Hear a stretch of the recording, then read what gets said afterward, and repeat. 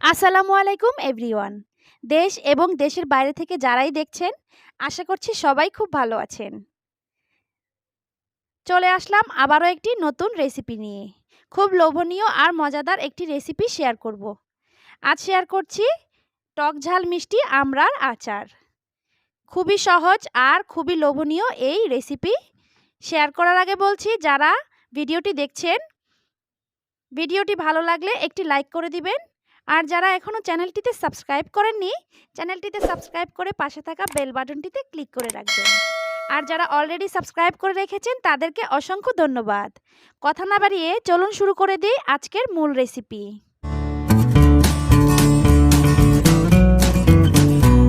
আমি কিছু আমড়া নিয়ে নিয়েছি। আমড়াগুলো একদমই ফ্রেশ।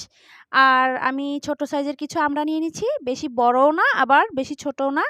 আর ভেতরে বেশি একটা আটি হয়নি, ঠিক এরকম আমড়াগুলোই আমি আজকে আচার তৈরি করব। এই টাইপের আমড়া দিয়ে আচার তৈরি করতেই বেশি ভালো হয়। এবার আমি আমড়াগুলোকে খোসা ছাড়িয়ে এরকম মাঝখান থেকে চিড়ে নিয়েছি। এভাবে চিড়ে নিলে ভেতরে মশলাটা ভালো করে ঢুকে যাবে আর আচারটা খেতেও ভালো লাগবে। আমি সবগুলোকেই এভাবে করে চিড়ে নিয়েছি। এবার আমি একটি প্যানে কিছু পানি গরম করতে দিয়েছিলাম। এই পানির মধ্যে এখন আমি আমড়াগুলো দিয়ে দিচ্ছি। এই আমড়াগুলো আমি সেদ্ধ করব না, শুধু একটা ভাপ দিয়ে নেব। পানিটাতে একটা বলক চলে আসলেই কালারটা চেঞ্জ হয়ে যাবে আর আমি তুলে নেব। এর চেয়ে বেশি সেদ্ধ করে নিলে আমড়াগুলো গলে যাবে, এতে করে আচারগুলো বানাতে অসুবিধা হবে। দেওয়ার 1 মিনিটের মধ্যে আমড়াগুলোর কালার চেঞ্জ হয়ে গেছে। আমি এই পর্যায়ে তুলে নিচ্ছি। আচারটা তুলে নিয়েছি। এখন আমি 1 টেবিল চামচ পাঁচফোড়ন আর 1 টেবিল চামচ জিরা একটু টেলে নিব। একটু টেলে নিয়ে আমি ব্লেন্ডারে ব্লেন্ড করে নেব। আর দিয়ে দিচ্ছি 10 থেকে 12টি শুকনো মরিচ। আমি শুকনো মরিচটাকেও একইভাবে টেলে ব্লেন্ডারে হালকা একটু ব্লেন্ড করে নিব।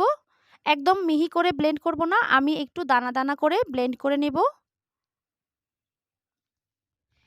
এবার আরেকটি প্যানে আমি 2 কাপ সরিষার তেল দিয়ে দিয়েছি। আর দিয়ে দিচ্ছি 4টি শুকনো মরিচ আর হাফ টেবিল চামচ পাঁচফোড়ন। একটু ফুটে উঠলে এখানে অ্যাড করে দিচ্ছি 10 থেকে 12 কোয়া রসুন।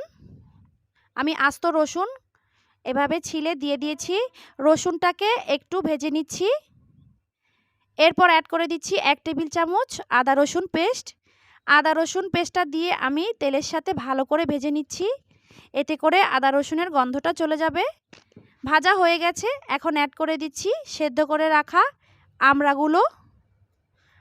আমি আজকে এই আমড়াগুলো আস্তই আচার তৈরি করছি, আপনারা চাইলে কেটেও তৈরি করতে পারেন। এবার তেলের সাথে কিছুক্ষণ ভেজে নিচ্ছি।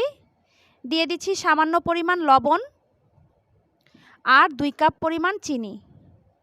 আমি 1 কেজি আমড়ার জন্য 2 কাপ পরিমাণ চিনি দিয়েছি। আপনারা চাইলে চিনিটা বাড়িয়ে বা কমিয়েও দিতে পারেন। চিনিটা দিয়ে আমি কিছুক্ষণ নেড়ে চিনিটাকে গলিয়ে নিচ্ছি। চিনিটা গলে এসেছে, এখন আমি ঢাকনা দিয়ে ঢেকে 10 মিনিট দমে রাখবো, এতে করে আমড়াটা সেদ্ধ হয়ে যাবে।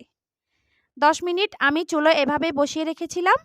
আমড়াগুলো অনেকটাই সেদ্ধ হয়ে এসেছে। এখন ঢাকনাটা তুলে আমি আরও 10 মিনিট এভাবেই জাল করব। এতে করে আমড়ার কালারটাও চেঞ্জ হয়ে আসবে আর চিনির শিরাটাও ঘন হয়ে আসবে। আমি এভাবে নেড়েচেড়ে 5 মিনিট জাল করেছি।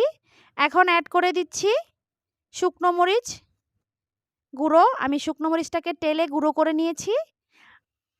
শুকনো মরিচটা ভালো করে মিশিয়ে দিয়ে দিব পাঁচফোড়নের গুঁড়ো। আমি পাঁচফোড়নটাকেও টেলে গুঁড়ো করে নিয়েছি। এখন অর্ধেকটা পাঁচফোড়ন আমি এখানে দিয়ে দিচ্ছি। মশলাটা দিয়ে আমি আরও 5 মিনিট জাল করব, এতে করে আচারের কালারটা আরও চেঞ্জ হয়ে আসবে।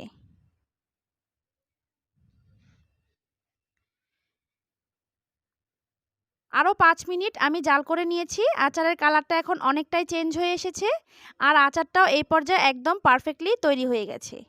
দেখুন কালারটা কি সুন্দর হয়েছে। এই পর্যায়ে আমি দিয়ে দিচ্ছি 1/3 কাপ ভিনেগার। ভিনেগারটা ব্যবহার করলে আপনার আচারটা সারা বছর সংরক্ষণ করতে সুবিধা হয়। আর দিয়ে দিচ্ছি আগে থেকে যেই অর্ধেক গরম মশলার গুঁড়ি আমি রেখে দিয়েছিলাম, সেই মশলার গুঁড়িটা আর 1 টেবিল চামচ পরিমাণ বিট লবণ। বিট লবণ আচারের টেস্টটা দ্বিগুণ বাড়িয়ে দেয়। আচারটা এখন পারফেক্টলি রেডি। আমি সব কিছু দিয়ে আবারও একটু নেড়ে নিয়েছি। এখন আপনাদেরকে সার্ভ করে দেখিয়ে দিচ্ছি কেমন হলো। আচারটাকে আমি ঠান্ডা করে সার্ভ করে নিয়েছি। দেখুন কতটা লোভনীয় হয়েছে এই আচার। আপনারাও সেম প্রসেস ফলো করে এইভাবে আচার তৈরি করলে আপনাদের আচারটাও ভীষণ মজাদার আর লোভনীয় হবে, আর দীর্ঘদিন সংরক্ষণ করে রাখতে পারবেন। দীর্ঘদিন সংরক্ষণের জন্য অবশ্যই কাচের জারে সংরক্ষণ করতে হবে। কাচের জারে সংরক্ষণ করে রাখলে আচারটা দীর্ঘদিন ভালো থাকে, আর মাঝে মাঝে একটু রোদে দিলেই আচার অনেক দিন ভালো থাকে। রেসিপিটি ভালো লাগলে শেয়ার করে দিবেন ফ্যামিলি অ্যান্ড ফ্রেন্ডের সাথে। এরকম লোভনীয় আর নিত্য নতুন রেসিপি পেতে আমার চ্যানেলটিতে সাবস্ক্রাইব করে পাশেই থাকবেন। সবাই ভালো থাকবেন, সুস্থ থাকবেন। দেখা হবে পরবর্তী কোনো রেসিপিতে। আজ বিদায় নিচ্ছি। আল্লাহ হাফেজ।